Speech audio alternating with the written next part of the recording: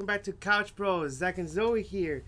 Today we're finally back with part 2 of the Gobta story from his adventure to the Dwarf Kingdom.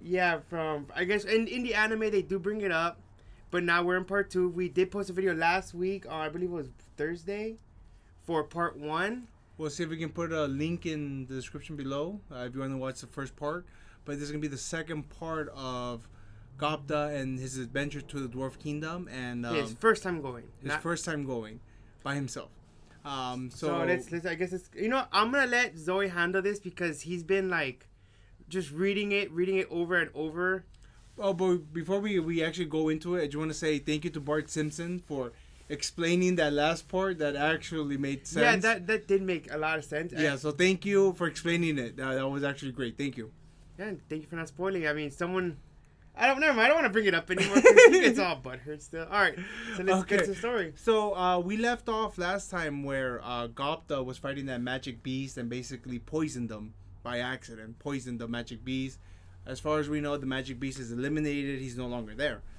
So the story continues with Gobta. He's collecting food for his adventure. Just like little berries, little snacks.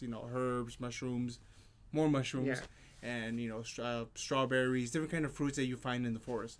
So he collects as much as he can, and he continues. And apparently, after he fought the magic beast and he collected his food, about a month into his adventure, he finally got into the borders of the Dwarf Kingdom. So it took him from that magic beast to right now. It took him about a month. And after that magic beast, he didn't run into any problems. So it was basically smooth sailing for a month. Yeah, that's kind of lucky. Yeah. That's too convenient. Like, So nothing going on. Yeah, so nothing happened. It was an easy journey from there to Dwarf Kingdom. So he finally got into the borders. This is where once you're inside the Dwarf Kingdom borders, you're technically safe because they're now. The dwarf soldiers are actually patrolling. They don't go out that far. They don't go to the borderlands. There are people that go there, but not like The closer you get, the more security there is. So at the moment, there's no security where he's at, but he's continuing his journey. He can finally see the Dwarf Kingdom. He can see everything, but as he's walking, he hears a voice. It looks like there's an adventurer that says, "Hey, you stop." And Gobta stops. He looks. And he realizes it's an adventurer. His communication skills are not the best because again he's a ranked F goblin, and it looks like the goblins don't have a way to speak. They have little words Well, yeah, it's because if you remember back, and I believe we talked about in the other episode where the goblins they don't really bother learning. Yeah. So yeah. So they then on top of all that, the goblins communicate with each other. Telepathically. So whoa, wait, what? Well, I don't know. It's I don't know if it's telepathically, but they communicate with each other just mentally. They know what they're saying to each other. They talk to each other, just like how Rimuru talks to the. I got you. That's how they talk to each other. Because when I was going over it, just didn't sound like that. Well, it says it on this part. Oh. It says it on this part because Gobta's trying to figure out what's going on. Yeah. So it looks like these humans or see Gobta by himself. He's a weak creature. He's a ranked F creature, and they see that he's pulling a wagon. So they actually lift up the thing, and they were shocked to see a lot of magic weapons, and they're like, "Dude, we have spending money," because it looks like they're also going to the Dwarf Kingdom. So they're like, "Dude, we have spending money. All we gotta do is kill this little goblin." And Gobta, he doesn't know what's going on, but he knows he's in danger. He can feel it.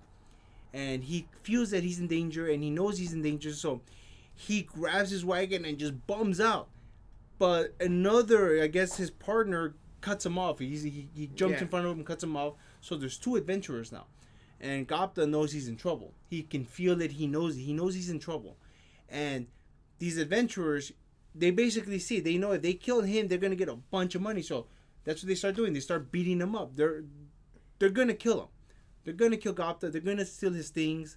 So they're beating him up. They basically already have him on the floor. They're beating him up. He's basically the fight's lost because Gobta is a ranked F. He's fighting two ranked D adventurers who are in full body armor. Mm-hmm. And Gobta is basically, you know, with his little cloth, and he has a kid-sized body. So as you guys know, no match. So he's about to die, and then Gobta gets lucky. It looks like another wagon is coming along, and the bodyguard is a hobgoblin, and she sees what's going on, and she runs over there, and she's like, hey, you guys better stop it. She's a rank C, and these guys, they're fully armored, they're rank D, but they're not dumb. They know what she's capable of. They know how strong she is, and then not only that, she can communicate with them verbally, using their language. So not only they know that she's smart. So they're like, okay, you know what, Gobta, or you know what, Goblin, you're lucky. Today's your lucky day. So they leave him alone. So Gobta got saved again. So Gobta, he's in a lot of pain, and basically he doesn't really know what's going on, and he passes out. So it looks like the Goblina, and she's a paid bodyguard. So whoever paid her basically grabbed Gobta, threw him in the wagon, grabbed his things, and they started pulling it, because I guess they assumed that he's also going to Dwarf Kingdom. So they're all going to Dwarf Kingdom, and then all the bruises and all the cuts and all the pain that Gobta received, he wakes up. He wakes up from all the pain. He wakes up from all the injuries that he has, and he sees the goblin, the Goblina that saved his life. And he describes her as an angel. He wakes up, and the first thing he sees is her. He describes her as a beautiful angel with red, muddy hair. And as you guys know from the Goblinas, they're pretty cute. So he sees her. But immediately falls in love. Wait, wouldn't it depend on if they were named? Well, apparently he compares her to an angel, and he falls in love with her. Yeah. So he falls in love with her, and all the pain that he had, all that physical pain, everything, it goes away. Because as you guys know, is when you fall in love, nothing matters. Unless you're a big tough dude who is injured in front of a nurse who she puts alcohol in a little cut, and you're a baby out of nowhere. So he falls in love, and as you guys know, goblins, they're not the best at expressing their feelings, because they live such a short span. They get right to the point. So he looks at the Goblina, and he's like, have my children, have my kids. That's what I want. And everybody starts laughing. Everybody starts making fun of him, except for the Goblina, because she knows how goblins think. So she straight up tells everybody to shut up. She's like, hey guys, be quiet. And then she turns to Gobta and tells them, hey, you're too weak. Why would I ever want to have children of a weak goblin? I'll only have children of someone that will save my life, someone who will save me one day, someone that will protect me. So in other words, Gobta, you're too weak. That's sad. And yeah, basically, it broke Gobta's heart that all the pain came back, and he passed out because the rejection, all the pain, everything that he suffered during the adventure. It all came back, and he passed out. But when he wakes up, he's already inside Dwarf Kingdom. So basically, they took him there. So it says that his first love was failed, but his first quest was a success. So not only did they leave him in front of Dwarf Kingdom, he was actually left near a dwarf store. So he was actually able to, pull his wagon, because they didn't steal anything. They gave him all his possessions back. So he's able to take his little wagon, park in front of the dwarf, the dwarf store, and basically, when the dwarves saw all the magic items he had, they were like, "Dude, how is a weak goblin like you have all these items?"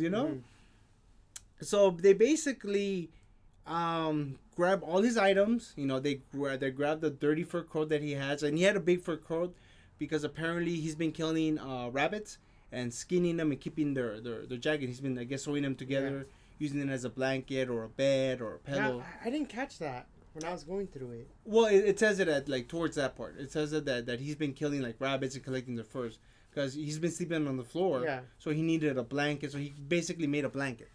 And the dwarf takes everything. And as you guys know, Gobta's conception of money and how things work, he doesn't know. So he basically tells the dwarf, and dwarves apparently in the kingdom of the dwarf kingdom, customer service, they will not rip you off. They're gonna, their customer service is up and beyond. They put the customer first.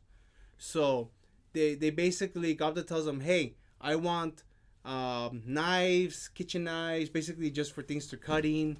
I want pots and pans, some body armor for some goblins, you know.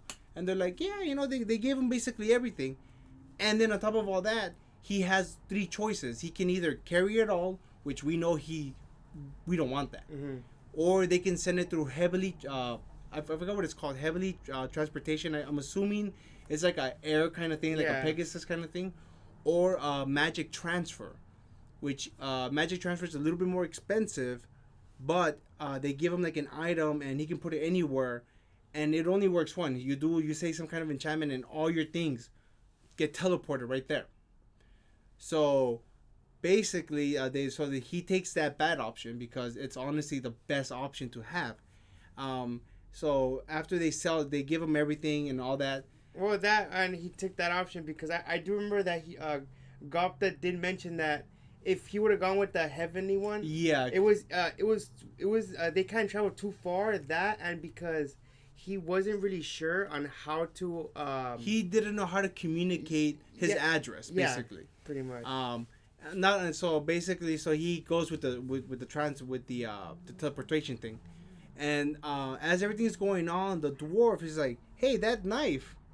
Like, you want to tell me that knife?" And he's like, "What knife?" And he looks to the side, and he's like, "That's where my knife was all the time. It wasn't in my pocket. It was on my side." So he's like, no, it's my knife. I ain't gonna sell you my knife. I mean, and the dwarf goes like, well, that's a really good knife. That knife is actually made out of silver, and it's infused with magic. But the thing is, this magic, it looks like it's already been used up, so it's only gonna last for a couple of seconds. So basically, no, I believe it had 2 more uses. It had 1 more use, maybe 2. He basically said, it's only gonna last you for a couple of seconds. This the magic knife that he got basically belongs to the noblemen, human noblemen, to protect themselves. That's why it's an enchanted. It's made out of silver. It's a special knife. So he has his knife, and the guy's telling him, well, you know, I'm gonna teach you the incantation to use the spell at least, you know. So he basically teaches Gobta on how to use the spell, and Gobta has his magic knife now, and he can use it, and he knows the incantation. And the dwarf taught him the spell because he thought it was going to be a funny thing, you know, like he was surprised that Gobta had this kind of weapon. And, you know, they talk a couple more things, a couple more little things happened. It doesn't really matter. But at the end, right before Gobta leaves, the same dwarf that was helping him out, he's like, hey, we can't buy your furs. But he made the furs into a little jacket to fit Gobta. And then he told, and instead of giving you your change, I'm gonna give you a backpack, and I'm gonna, you know, supply it with dry food, things that you need on your adventure. So he basically gave him, instead of giving him his change, he gave him supplies, a backpack, and his coat, his like pillow / jacket / blanket, you know. Man, that kind of goes to show you on how nice or how good that service and basically is. He said to Gobta that.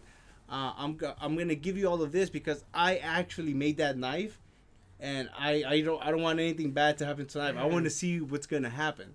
So no, I don't know. I don't think he made it. No, he said I made the knife. I think he said the dwarf. It's a dwarven made knife. No, he said, I think I made that knife. So that's why he showed him the incantation. That's why he gave him the backpack. That's why he gave him the jacket, because he wanted him to be safe. And one thing that Bart Simpson actually commented, he said that it was gonna be like Game of Thrones kind of, and I wasn't getting the vibe from the anime, well, at least like not yet. But something that they said in the book on this part, it as Gobta was leaving Dwarf Kingdom, as he was, you know, he was actually walking around. He actually, you know, he sees elves, and you know, he sees like really cute elves, and he's like admiring their beauty. And in the book it says that, you know, goblins are kind of like related to fairies, and they actually love really cute women, really cute elves, really cute, like anything that resemble women, and they love them so much that they basically do what the goblins from Goblin Slayer do. They're those kind of goblins. Oh man, wait, really? Yeah, so they're those kind of goblins. Did not know that. So I was not expecting that. I know I wasn't. That was crazy when it said it. So I was like, okay, I no longer like these goblins. And I guess Bart Simpson was right. It is kind of like a Game of Thrones kind of thing, just because of what they say that the goblins do. But I guess we're gonna wrap it up here, guys, and we might have to break this up to 2 more parts, but we'll continue the story next week, and just let us know what you guys think. Comment. I just want to give a little applause to Zoe for handling this entire episode. So guys, subscribe, comment, let us know what you guys think, and we'll put a link below to part 1. Thanks for watching, guys.